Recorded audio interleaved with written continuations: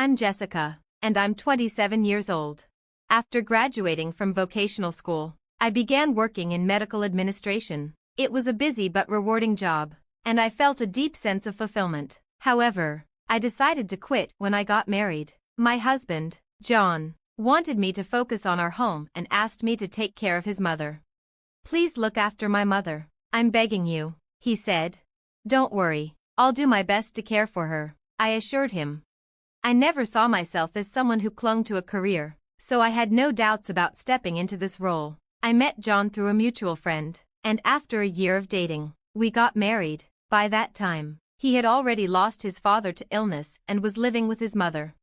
"This will be a big help," John said. "I worry about her being all alone." "It's understandable. We can't leave your mother by herself," I agreed. I learned that his mother had fallen ill shortly after his father's passing, leaving her mostly bedridden. John had been managing most of the housework on his own. When I joined their household, my mother-in-law welcomed me warmly. "Let John handle the outside work, and please take over the house for me," she requested. "Yes, mother-in-law, I look forward to working with you," I replied. Our relationship was smooth. She was bedridden, so I naturally took on a dominant role in managing the household. However, the real issue lay in my relationship with John. As soon as we settled into married life, he began to grow distant. "Hey, how about we go for a drive on our next day off?" I suggested one day. "Your mother seems to be doing well, and I think half a day away won't be a problem." "Sorry, I'm tired," was all he said. "I want to rest properly that day." "Oh, I see. I'm sorry," I replied, trying to hide my disappointment. It wasn't long before I noticed that John seemed increasingly bothered by our interactions. At first, I assumed it was because of his busy work schedule, so I didn't dwell on it too much. But as time went on, he started avoiding me more and more. Even our intimate moments became rare. I would plan everything for the perfect night, only to be turned down. "Please, can you be a bit more cooperative? I want to have a child as soon as possible," I pleaded. "I understand how you feel, I want that too. But, sorry, let's try next time," he would say. As I neared 30, I couldn't help but feel a sense of urgency. My mother-in-law had also been urging us to give her a grandchild, and it was painful not to be able to fulfill her wish. But before we could, she passed away. After her death, John's attitude toward me grew colder and more distant. "Welcome home, John. I made your favorite cream stew for dinner," I greeted him one evening. John, are you listening? "Oh, do you want to take your bath first?" "Got it. I'll be waiting." But John had become almost completely silent at home. No matter how much I tried to engage him in conversation, it was hopeless. He ignored me completely. I thought it was likely due to the shock of losing his mother. Naturally, I assumed he just needed time to recover from the emotional toll, so I decided to support him as best as I could as his wife. However, days passed, and John remained uninterested in me. "John, how have you been feeling lately? Are you sleeping well?" I asked gently, hoping for some connection. "I want to discuss something important," I said, trying to break through the silence that had grown between us. "I'm thinking about getting a fertility test. What do you think, John?" But there was no response. I tried to change the subject, hoping to engage him. I talked about his health, his feelings, our child, and our future, anything to spark his interest. But every attempt ended in silence. "John, please say something. Have I done something to upset you? If there's something you don't like or want me to change, please tell me," I pleaded, my voice filled with desperation.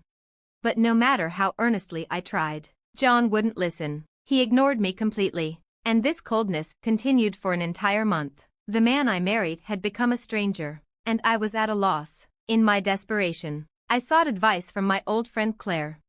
Claire, who works for a cosmetics company, is someone I've always turned to in times of trouble. She's successful, well-connected, and has always offered wise counsel, whether it's about studies, love, or personal struggles.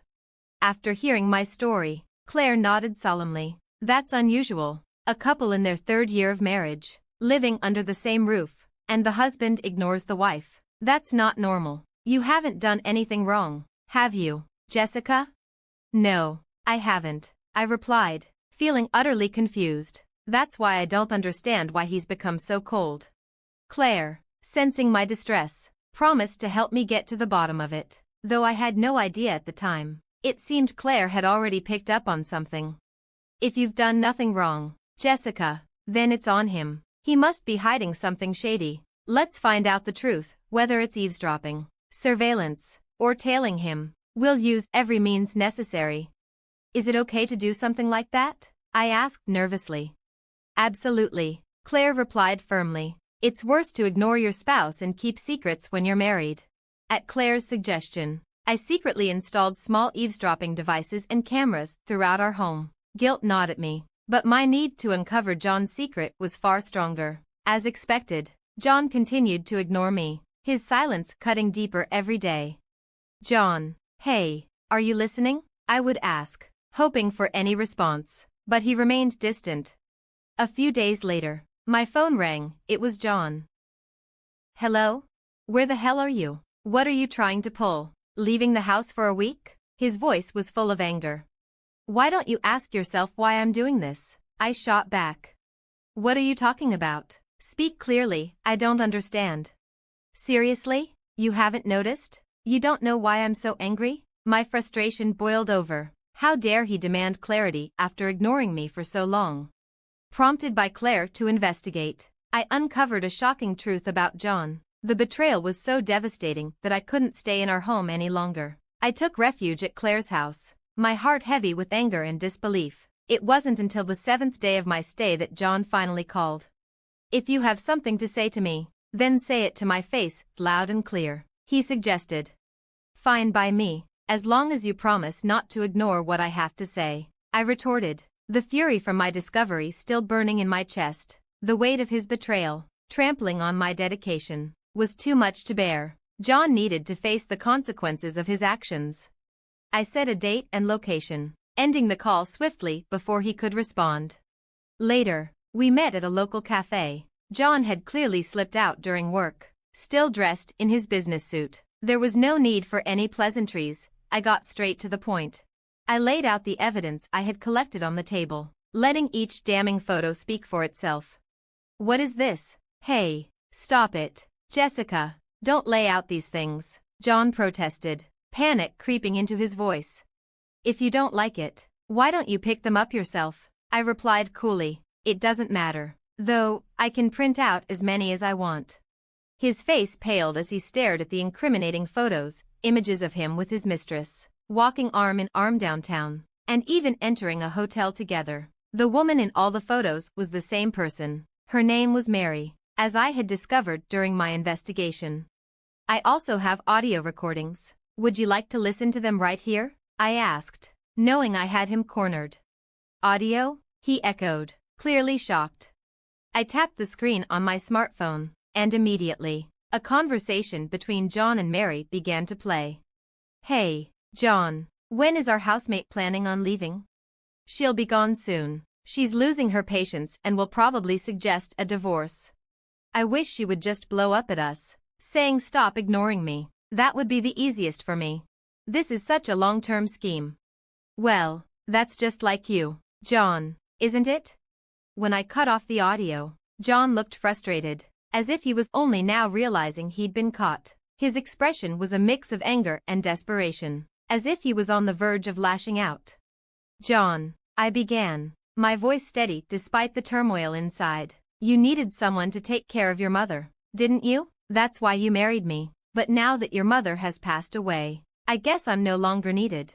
John's true intention had always been Mary, but Mary had no desire to take care of his mother. So he chose me, the one willing to shoulder that responsibility. To him, it didn't matter who took on the burdensome duty of caregiving, as long as someone did. After his mother passed away, the housemaid was no longer needed, and that's when his plan to make life unbearable and push me toward divorce began to unfold.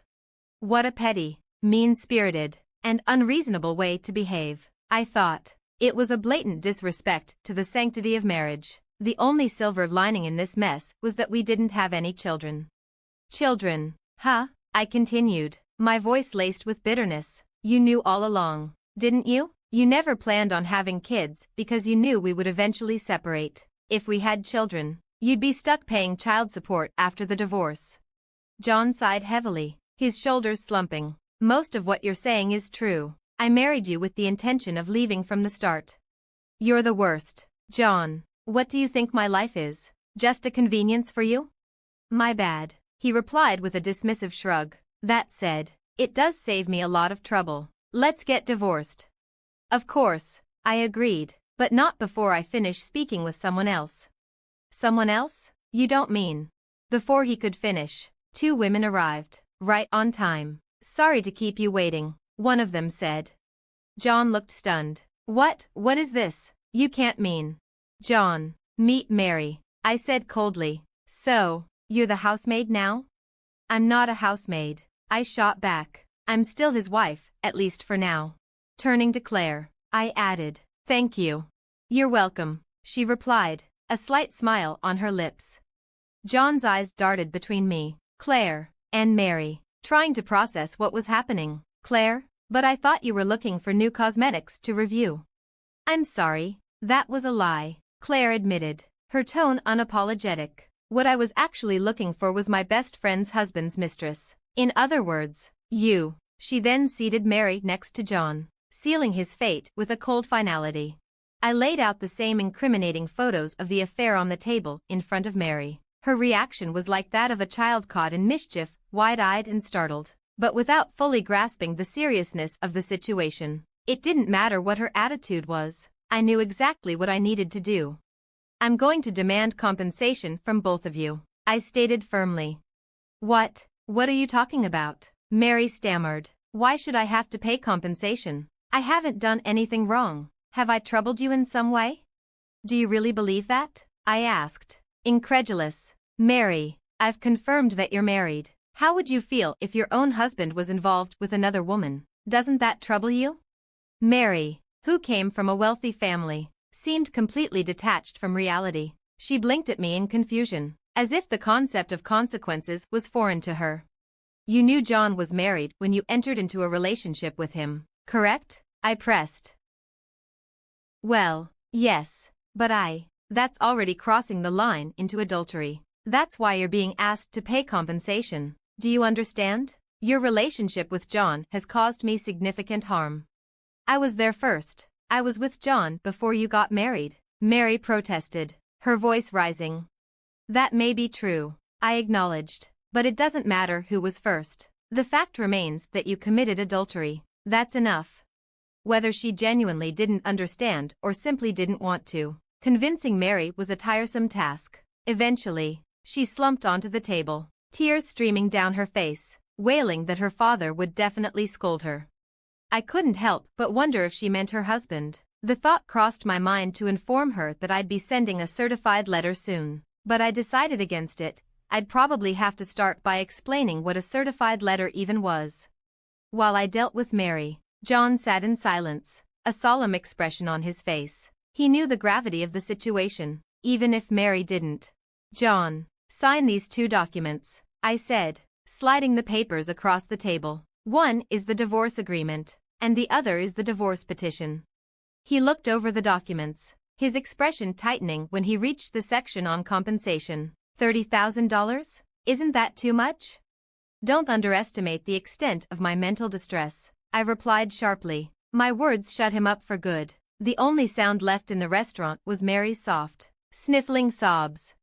Later, our divorce went through without any issues. I confirmed that the compensation and asset distribution were transferred into the specified bank account in one lump sum. With that money, I decided to move into a slightly more expensive apartment, a fresh start. At last, it was a luxury I afforded myself to lift my spirits and mark the beginning of a new chapter. As for John, he had to sell his childhood home to cover the compensation. It was a pitiful sight. After paying the necessary amount, his finances were nearly wiped out. And the $30,000 he paid me wasn't the only debt he had to settle. In the end, John ended up owing well over $100,000. It turned out that Mary was the wife of an executive at one of John's company's crucial clients. When the executive discovered the affair through the certified mail I sent, complete with damning photos as evidence, he was furious. Mary had not only cheated on him but also betrayed his company by leaking sensitive information to John. This caused a major rift between the two companies, and John was caught in the fallout. John lost everything: his job, his reputation, and any support he had from his superiors and colleagues. He was fired and hit with a huge amount in damages. One of his former colleagues even mentioned that John was being given the cold shoulder by everyone he knew. "Poor guy," the colleague said, though there was little sympathy in his voice. "But he brought it on himself. Do you think he'll be repaying this debt for the rest of his life?" "Honestly, I believe that's exactly what will happen," I replied. John's future looked bleak. The overwhelming cost of his affair left him scrambling to make ends meet. He struggled to find another full-time job and eventually gave up, resorting to odd jobs to get by. The life he had so carefully constructed crumbled to dust, leaving him with nothing but regret. There are also rumors that the managing director was secretly working to stop John from finding a new job, but no one knows if that's true, and it's unlikely anyone would benefit from finding out. After his divorce, John reconnected with Mary, who had also gone through a divorce, and they started living together. However, things aren't going well for them. Mary spends money like water, and John's struggling to keep up. He works hard at jobs like warehouse cleaning, moving, and checking car parts, but the money he earns disappears quickly on Mary's shopping, cosmetics, makeup, bags, clothes, you name it. They constantly argue about money, and even though they're not cheating on each other anymore, their relationship is strained. John even called me once to ask for financial help because they were struggling. "What did you do?" you might ask. Of course, I refused. I have no obligation to help them. Why would I? After all, they used to call me a maid behind my back. It doesn't matter to me what happens to them now. After the divorce, I went back to my job in medical administration, and I'm happily working at a new place. I'm so busy that I barely have time to think, and that's just how I like it. When I do have free time, unpleasant memories creep back, and I start feeling down. The other day, I ran into the person who embodies all those bad memories, John. It was on my way home from work, on a lonely road at twilight. He called out to me, and when I turned around, I was shocked. John had completely changed. His hair and beard were long and unkempt, his skin was tanned, and his cheeks were thin and sunken. His clothes were dirty and ragged. I was surprised and appalled at how different he looked. "Hey, long time no see," he said. "Is that you, John?" I asked, taken aback. "Are you okay? Are you managing to eat every day?" I couldn't help but ask, even though I was supposed to despise him. Despite everything, his pitiful state tugged at my heartstrings. "I'm getting by, but it's not 3 meals a day." "What about work?"